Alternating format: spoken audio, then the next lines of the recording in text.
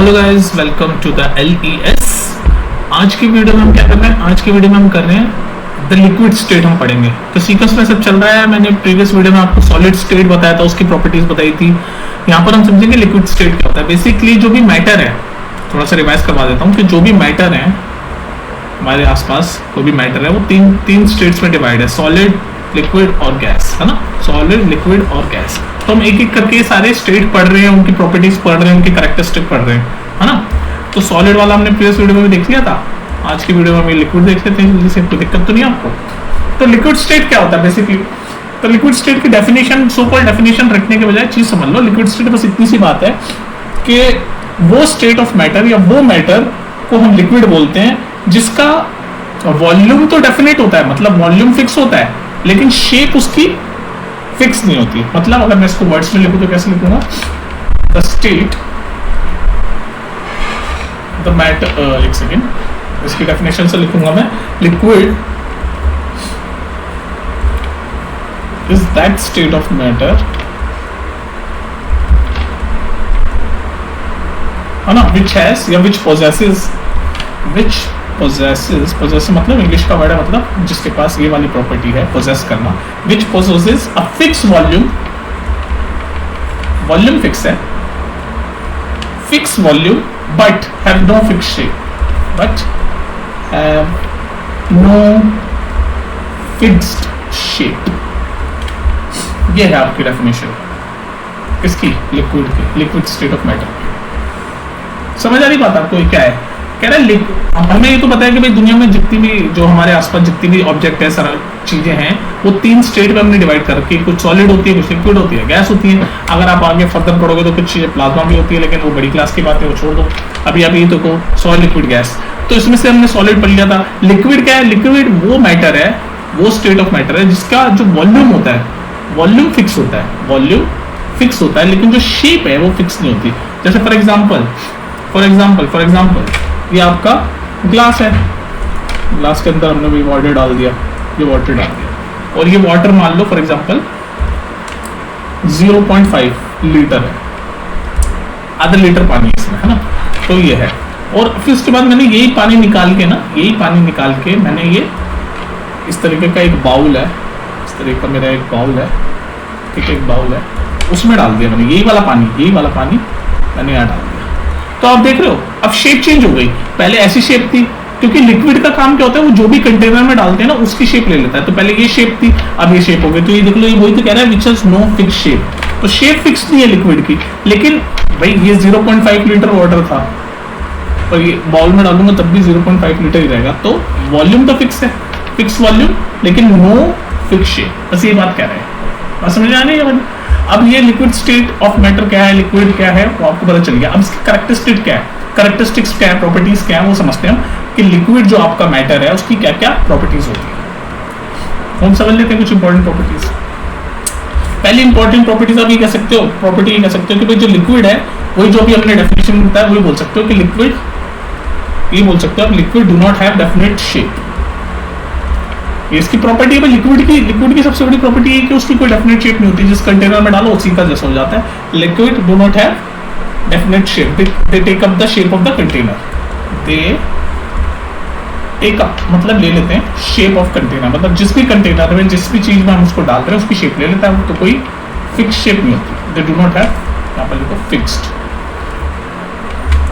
या फिर डेफिनेट भी बोल सकते हो, डेफिनेट मतलब फिक्स, ठीक है, दोनों में से कोई भी वर्ड यूज कर सकते हो। They take up the shape of container, ये पहली प्रॉपर्टी है लिक्विड की, लिक्विड स्टेट ऑफ मैटर। दूसरी बात क्या है, दूसरी चीज आप क्या बोल सकते हो लिक्विड के बारे में?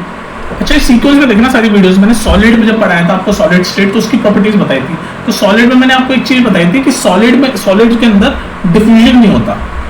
डिफ्यूजन एक साइंस का शब्द है, इसका मतलब ये होता है कि मान लो कोई मैटर है, ये मैटर है, मान लो कोई मैटर वन, मैंने बार बार समझा, ये इस पार्टिकल से, ऐसे छोटे छोटे पार्टिकल से बना हुआ होता है ना, टाइनी पार्टिकल, एटम बोल लो, एटम से बना होता है कोई भी मैटर, यानी कोई भी ऑब्जेक्ट। तो सॉलिड जो होता है उसके पार्टिकल एकदम क्लोज होते हैं, एकदम पास होते हैं, है ना। तो इसलिए डिफ्यूजन नहीं होता। डिफ्यूजन मतलब क्या होता है कि अगर कोई मैटर वन है और ये मैटर टू है, इसके पार्टिकल थोड़े दूर है, तो डिफ्यूजन ही कहता है कि ये जो बीच में जो स्पेस है ना, पार्टिकल के बीच में जो स्पेस है, ये जो मैं येलो कलर से बना रहा हूँ, जो खाली स्पेस है, इनके बीच में पार्टिकल ऐसे मिक्स जो हो जाते हैं ना, डिफ्यूजन हो जाता है, कभी मैटर 1 का पार्टिकल इसमें मिक्स हो जाए, मैटर 2 का इसमें मिक्स हो जाए, मतलब कहने का मतलब, या फिर सेम के भी मिक्स हो जाए, कहने का मतलब उसी प्रोसेस को डिफ्यूजन बोलते हैं। डिफ्यूजन मतलब कि जब कोई भी मैटर के पार्टिकल आपस में जब मिक्स हो जाते हैं, उनको हम बोलते हैं, उस प्रोसेस को हम बोलते हैं साइंस में डिफ्यूजन। तो मैंने आपको बताया था सॉलिड स्टेट जब एक्सप्लेन कर रहा था कि सॉलिड में डिफ्यूजन नहीं होता, लगभग ना के बराबर है, मैंने एक्सप्लेन किया था सॉलिड में डिफ्यूजन नहीं होता। क्यों नहीं होता डिफ्यूजन? क्योंकि जो सॉलिड होता है, सॉलिड जो होता है उसके अंदर जो पार्टिकल होते हैं बहुत ही क्लोज होते हैं, एकदम क्लोजली पैक्ड होते हैं, एकदम डेंस होते हैं, एकदम डेंस, एकदम पास पास पास पास के पार्टिकल्स एकदम पास होते हैं, तो उनमें स्पेस ही नहीं होती। तो स्पेस नहीं होंगी तो फिर वो कैसे मिक्स होंगे?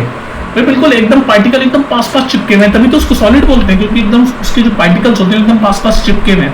तो जब पास पास चिपके हुए हैं, उनके बीच में कोई स्पेस नहीं है, तो स्पेस नहीं है तो फिर वो पार्टिकल आपस में मिक्स कैसे होंगे? मिक्स होने के लिए स्पेस तो होनी चाहिए। तो इसलिए मैंने बोला था सॉलिड में डिफ्यूजन नहीं होता। लेकिन लिक्विड के जो पार्टिकल्स होते हैं, लिक्विड के जो पार्टिकल होते हैं वो थोड़े दूर दूर होते हैं, सॉलिड से, सॉलिड के मुकाबले तो दूर दूर होते हैं, तो लिक्विड के अंदर डिफ्यूजन होता है। तो ये आप दूसरी प्रॉपर्टी बोल सकते हो कि लिक्विड के अंदर डिफ्यूजन होता है। The rate of diffusion, right से लिखते हैं, द रेट ऑफ डिफ्यूजन। ये डिफ्यूजन जो शब्द है इसको आप समझिए ना, इसका मतलब डिफ्यूजन का मतलब जो पार्टिकल है वो आपस में जो मिक्स होते हैं, तो particles of matter mix with each other, this process is called diffusion. The rate of diffusion in liquid is higher than solid.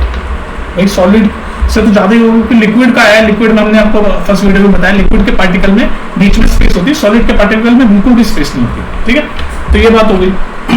फिर इसी पॉइंट को लेके आप तीसरा कैरेक्टरिस्टिक भी ले सकते हो कि इस डिफ्यूजन की, मैंने आपको अगर बताया पार्टिकल सॉलिड के पास पास होते हैं तो उसकी सॉलिड की डेंसिटी क्या होती है? ज्यादा होती है, और लिक्विड के पार्टिकल में थोड़ी स्पेस होती है तो उसकी डेंसिटी कम होती है। डेंसिटी का फॉर्मूला होता है, अगर इसको आप फॉर्मूले के हिसाब से देख रहे हो तो mass into volume, density is equal to mass upon volume, ये फॉर्मूला होता है। ठीक है, तो इसको डिटेल में समझो, बस इतना समझ लो कि पार्टिकल पास पास होते हैं सॉलिड में, तो डेंस मतलब घना है। हम बोलते हैं ना कहीं अगर कहीं भीड़ ज्यादा होती है तो हम कहते हैं डेंसली पॉपुलेटेड। डेंस शब्द हम इंग्लिश का यूज करते हैं, डेंसली पॉपुलेटेड। डेंसली पॉपुलेटेड मतलब भीड़ है, तो यहाँ सॉलिड में एकदम पास पास होते हैं पार्टिकल, तो इसलिए डेंस बोलते हैं।